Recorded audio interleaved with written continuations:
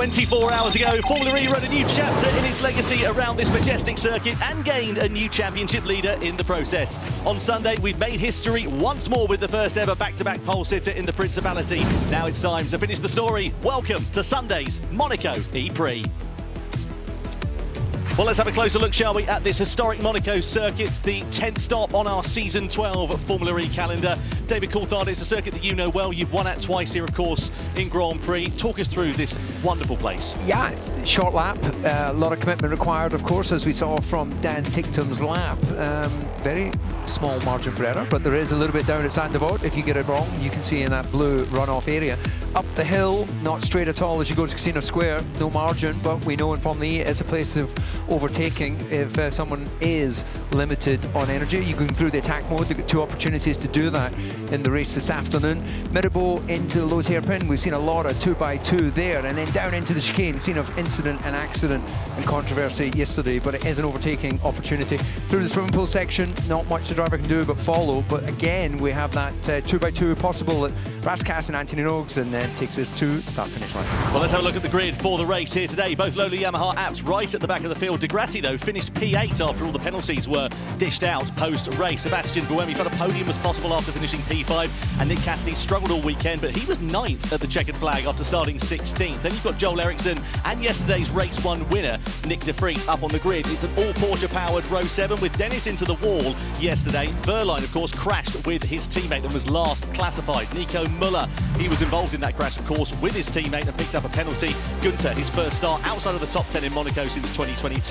Marty, he picked up his first podium on Saturday here in the Principality, and Nato has his best starting position of Season 12 since we were in Madrid.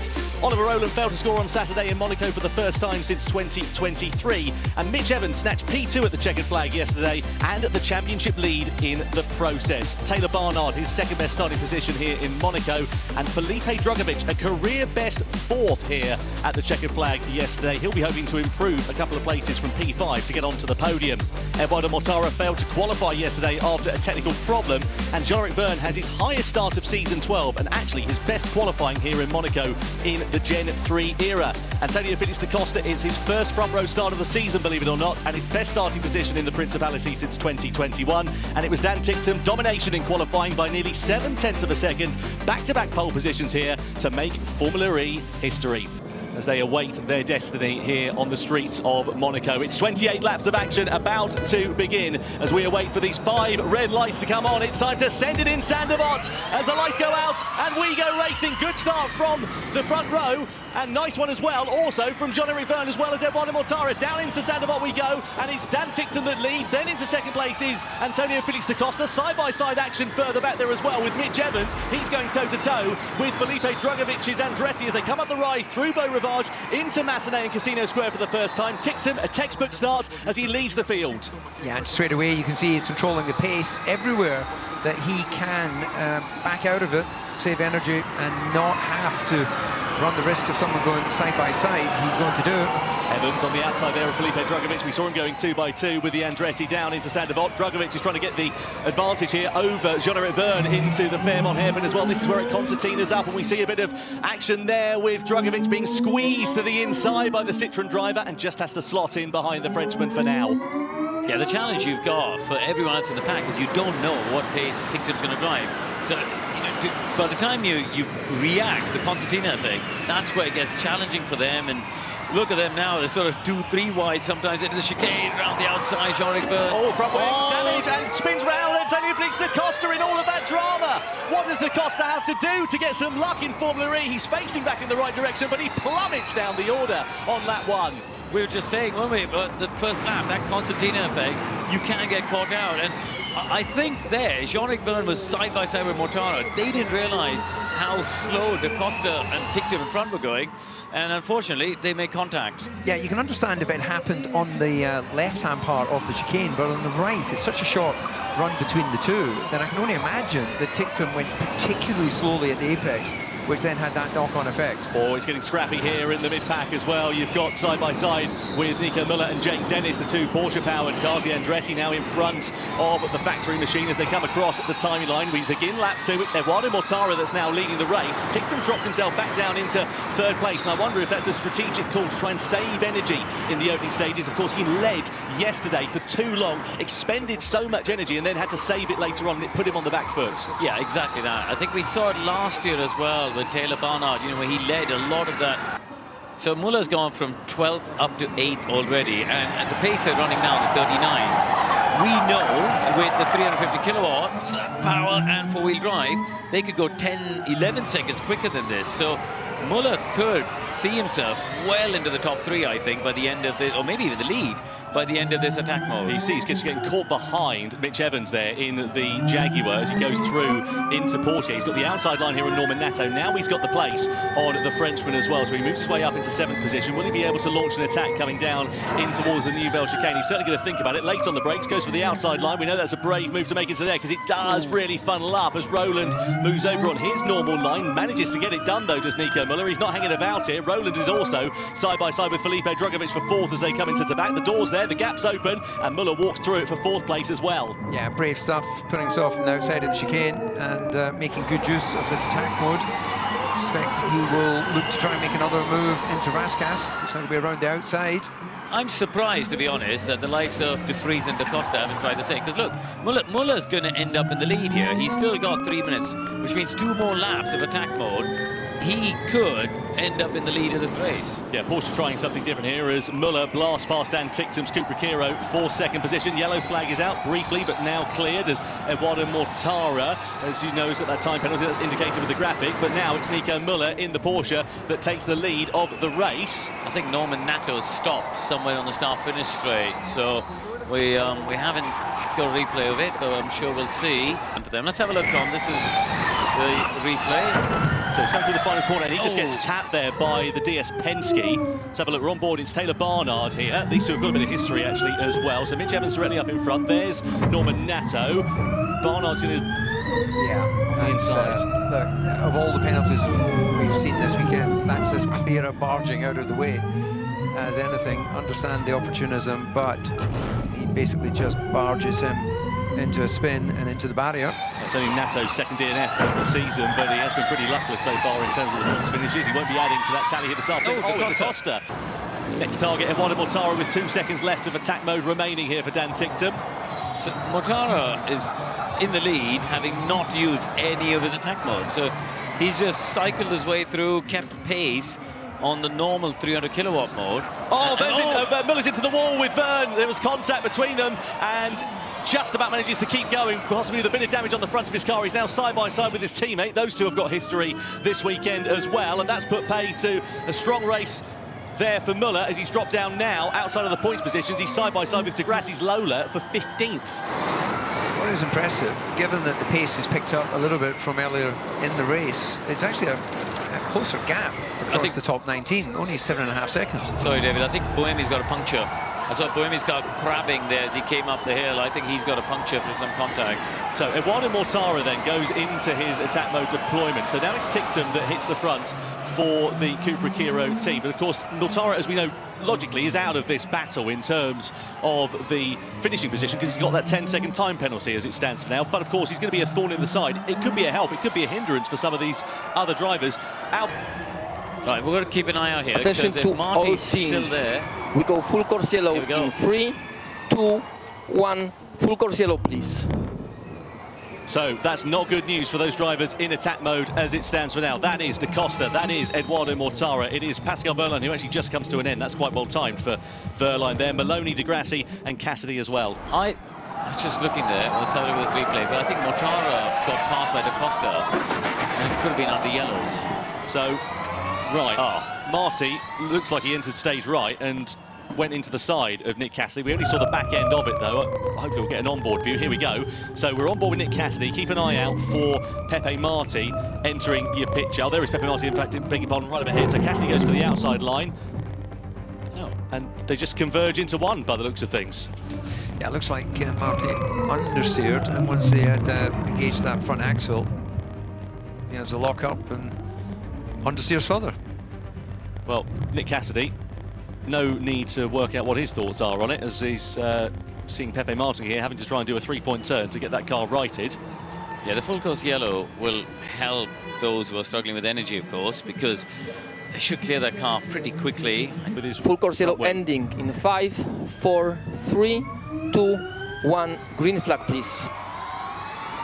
So green flag flies. There's Antonio Felix da Costa just going through for his first attempt at deployment.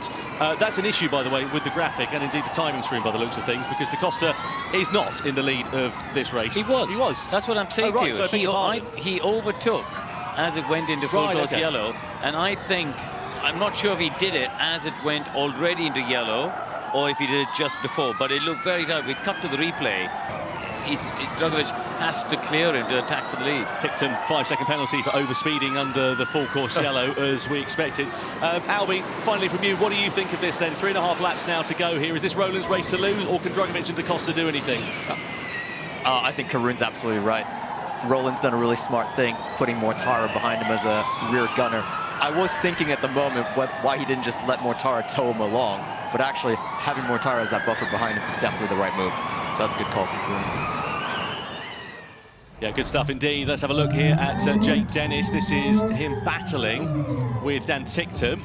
On the inside he is, and has a bit of contact there with Taylor Barnard. And Tictum gets a face full of wall on the exit of the Grand Hotel hairpin for his troubles, as well as that 5-second penalty just to rub a bit more salt into the wounds. Into the brakes we go. Look at how it's all kicking off here. I think the Vries might have lost his front wing. He has there in that Mahindra, in all of the melee that's unfolding in front of him. So they're all stuck behind Tictum, isn't he? So Tictum's just the stop in the bottle. He must be struggling for energy here, and he's just trying to drag it along and hold on. But he's been passed. Oh, there's a rear wing. Is there a rear wing missing? Some rear bodywork missing on that. Jake Dennis's Andretti, something flapping about. Oh, this is getting a bit tight. Yeah, it's flown off there. Yeah, it has. Onto the dust there. That was the Envision of Joel Eriksson, who was getting in some bother. Nico Muller, meanwhile, driving like he's left the gas on at the moment, because he's got 22 seconds of attack mode remaining, and he's trying to attack here on Jake Dennis's 7th position. Eriksson has just gone in for his final attack mode deployment, and the two Lola Yamaha apps also trying to get themselves involved in the action. Max Günther in contact. Bang goes for the 94 of... Oh no, big drama there for Taylor Barnard. He's in the barrier down at Portier. Yellow flag is out, and that car's going nowhere in a hurry. This could be safety car here. Yeah, I think his steering is broken, so I don't think he's going to be able to drive out of there. This could go full course yellow or a safety car. They're holding off for a minute just to let this battle unfold. Günther will be praying, well, I mean, he's got a penalty, but he'll be praying that this carries on for a little bit longer. Eriksson will be knowing that as well. He'll be hearing it on the team radio, so he needs to get those moves done before the potential full course yellow or safety car comes out. That yellow flag has now been cleared, actually, very quickly at Portier, so clearly Barnard was able to get going. We can see on our driver tracker here in the commentary box that he has managed to get that DS Penske facing in the right direction and back out in the race. Full course yellow in 3, 2, 1. Full course yellow, please. That could be for debris on the circuit. There's a possibility it's debris here on the racetrack. Well, it looks also... Or Jean-Eric Verne, maybe. Jean-Eric Verne. In the tunnel. I'm not sure. The driver tracker is going a little bit... Yeah, the GPS here, of course, because the track sort of overlaps on itself. Let's have a look at what happened, meanwhile, here to Taylor Barnard. So, he's right behind Mitch Evans in the Jaguar. Goes for the move on the outside into the Grand Hotel hairpin. Tries to switch it back on the inside then here. And there's going to be a coming together between these two drivers down into Portier. Goes for the move on the inside. Oh, it's just too fast, wasn't he? He just went in there too hard, too fast. Mitch saw him coming and let him Attention go to all teams. Full course yellow ending in 5, 4, 3, 2, 1. Green flag, please. So 1.5 laps of racing action we will get under a green flag. So Oliver Rowland is that leads this race. He's got an advantage in energy. Edoardo Mortara, second position on the road. Just to remind you, though, he does still have that 10-second time penalty. So P2 at the moment is Felipe Drugovich. P3 is Antonio Felix da Costa. So you would imagine those two drivers probably going to hold station for now. So we've got also a 5-second penalty for overspeed under full course yellow.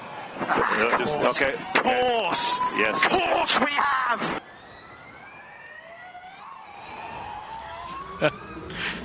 Okay.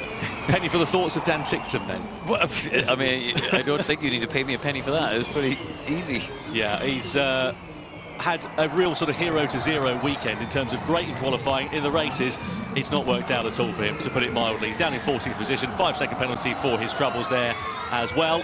And, well, the upshot is that he is not going to be scoring here this afternoon, and team principal Russell O'Hagan spoke to me before the start of the race and said, I reckon we're on for a podium here. How the tables have turned some 27 laps later. We begin the final lap, though, with Oliver Rowland leading from Edoardo Mortara and Felipe Drugovich. Again, a reminder, that 10-second time penalty that Edoardo Mortara will have to serve at the moment. It's just sparing the blushes here and any attack on Oliver Rowland for now. So Mortara will end up, what, somewhere around Evans. He's basically battling Evans, isn't he, for 5th place. That's where he's, if he gets a hurry on a little bit, he might end up ahead of Evans. At the moment, the gap between them is 10.1, so he could end up a 10th ahead of Evans, or not, on this final lap. This is a big lap here in terms of just that gap to Mitch Evans. Gunther's under investigation for overspeeding under the safety car, as if we need more penalties and twists and tails in this one. That, again, normally a slam dunker. Could be a 5-second penalty awarded there to Max Gunther, which would drop both the defensive drivers now out of the points. So on the left, you can see Mortara's got less energy than Evans. So on this final lap, Evans can push on a bit more and just try and make sure he's within 10 seconds. That's the gap to watch. I think Rowland is pretty safe here because he's got that buffer, as we said, of Edo Mortara. Unbelievable drive from Oliver Rowland. Similar to last year, Tom, where he saved the attack mode for the key moments, saved the energy, and he's on his way. Yeah, fantastic drive from Oliver Rowland. Then the reigning world champion is going to take his first victory of the 2026 Formula E season. It'll be his second here in the Principality of Monaco as well. What a drive from the Nissan man as he comes across the line to take the checkered flag, and his second win in Monaco. Oliver Rowland takes victory ahead of Felipe Drugovich and Antonio Felix da Costa. That 10-second time penalty for Edoardo Mortara is going to work out, meaning that he finishes in P5 just behind Mitch Evans. Despite finishing P2 on the road, then it's going to be Jake Dennis, Nico Muller, Joel Eriksson, Nyck de Vries and Lucas de Grassi who sneaks into the top 10 after Gunther's penalty has all worked out. But it has been a really tricky weekend for the Nissan team. They struggled with pace in the race yesterday, and they've turned their fortunes around here this afternoon with a win. Karun, let's talk to him. All right, let's try and get him here. Ollie, it's Karun up in the commentary box. Congratulations, that was a classic Oliver Rowland race. Saved the energy, used the attack mode, got yourself to the front. Well done. Yeah, it was tricky. I mean, I had to be patient. There was a lot of cars around, but I managed to stay calm, stay out of trouble, and build up the energy. I was really surprised at the pace of the race, to be honest. They did something different, but we just stayed patient. It did look like everyone was pushing on. Were you concerned about the pace? It looked like everyone was a bit surprised at how fast they were going early on. Yeah, I know, but I was expecting them to come back. I was calm from the beginning. I just knew you couldn't go that fast from the front and survive. So yeah, I mean, it took a bit of guts to believe in that, but I was pretty confident. Well, it's your first win as the defending world champion. Congratulations, and enjoy the celebrations tonight. Thank you, mate. Thank you very much. Superlative job from Oliver Rowland. Amazing, amazing drive. A classic Oliver Rowland strategy, that one was. Just saved the energy in the initial stages, kept his nose clean, kept himself out of trouble, and was right there ready for the taking when it mattered to take his second win here in Monte Carlo. First of all, the FIA medal and the winner's trophy by His Serene Highness Prince Albert II of Monaco. And to Oliver Rowland, his first victory as a defending champion in Formula E. And you can see what it means for that team in particular. They've been really in the wars this weekend. It's his 8th career win in this championship as well. Second place trophy presented to Felipe Drugovich by Princess Charlene of Monaco. First bit of silverware within the Formula E Championship to Felipe Drugovich. After sounding so despondent in Berlin, you can see what it means to be on the rostrum here on these fabled streets. And third position again for Mitch Evans. Just consistency, consistency, consistency. Sorry, Antonio Felix da Costa, I beg your pardon. Antonio Felix da Costa P3. After failing to take the checkered flag following that contact yesterday. That is redemption for the Portuguese driver. Facing the wrong way, of course, at the Nouvelle chicane as well.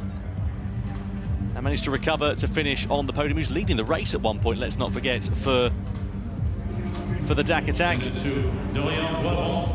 ACM president as well, now presenting the winning team's trophy to the Nissan outfit. As we said, as close to a home race as that team will get. Of course, Japanese by their manufacturer status.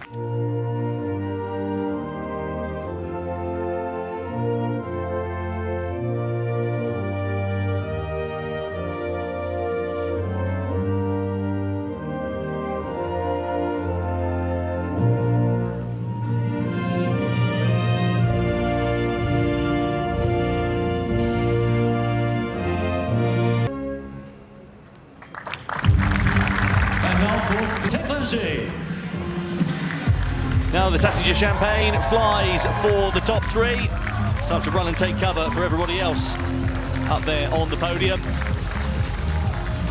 And what a weekend of racing we have had here. 24 hours ago, Nyck Vries, who took Mahindra's first win since the 2021 Formula E season and their first win in the Gen 3 era. 24 hours later, we see the old hand of Oliver Rowland